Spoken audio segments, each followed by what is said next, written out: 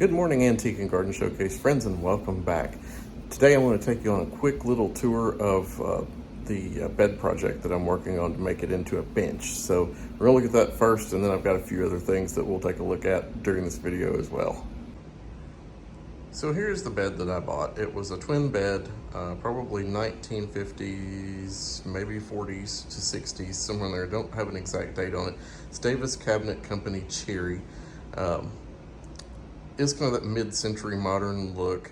One of the rails was totally damaged, as I told you in a previous video, but one was okay. So what I did was I took that and made 18-inch pieces. Now these pieces are actually going to connect the headboard to the footboard, and that will be the depth of the bench. And then I'll reinforce the back, use some of the original slats, and I still have those over here.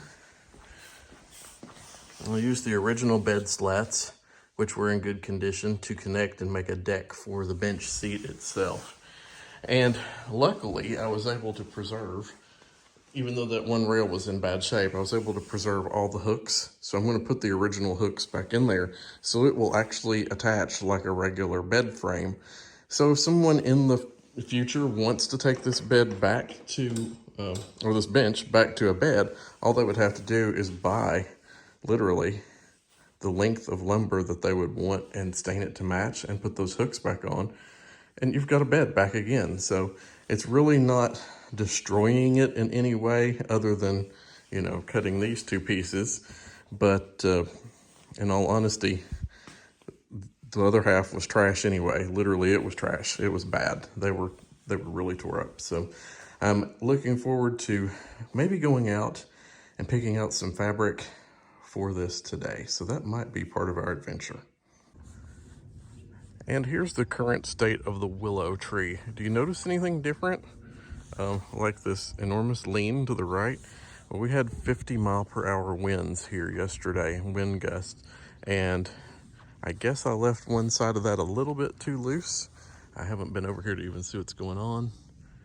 It looks like just one brick raised, so we'll get that fixed back and straightened back up. But you can tell, at one point I looked out the window and all these branches were pointed straight this direction. So you can see how it's just leaning that way.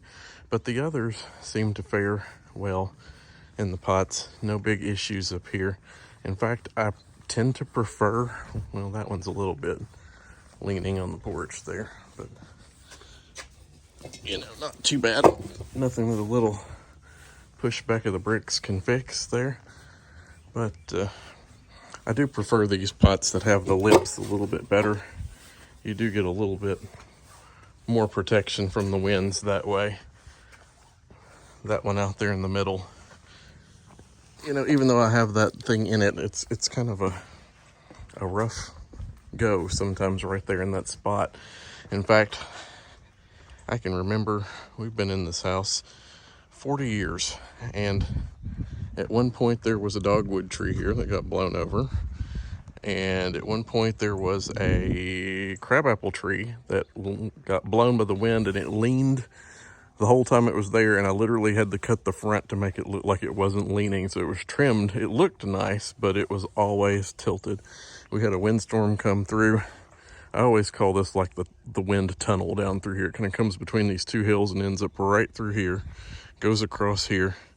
And where that weeping cherry is at over there, we had a spruce one time, and it took it out. And then it went across, took the neighbor's pine tree out with straight line winds. So this is a bad planting area for anything tall. I should have known that, but I thought I had it strapped down well enough. And chances are from here on out, it'll be fine.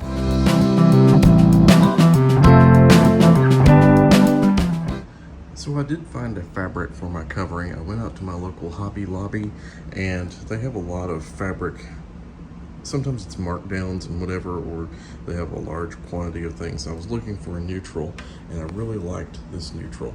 It has a little bit of the color of the background of the bed, but it's still just enough to blend in with just about anything. So tomorrow I will be covering, it's going to be 3 separate cushions to go in here. I'll be building the deck to go underneath of it to hold all that. And I did find a couple of really pretty pillows to go on there that are in a similar pattern that will match these as well. I haven't got those unpacked yet. But I did find this fabric. I was really happy. I think this is going to look good when it's all together. Probably, maybe by the Saturday video, I will have all this together because I am taking Wednesday off. My goal is to get as much of this done as I possibly can. And when I'm through with the bed bench project, I have this little footstool that is in desperate need of recovering. I don't know who would want that green, but I'm gonna find a pretty covering to go on this one as well. It's, I think this is a Kentucky cherry, kind of a handcrafted design, but I like the little bench. I think it'll look really good recovered, and then that will be in the booth for sale and on a future date as well. Thank you everyone for watching Antique and Garden Showcase, and we'll be back with you on Saturday. If you have not liked and subscribed to the channel, I'd love to have you here as a subscriber. Hit the bell for notifications. I typically post videos every Wednesday morning and Saturday morning. Again, thanks for watching. Have a great week. See you later. Bye.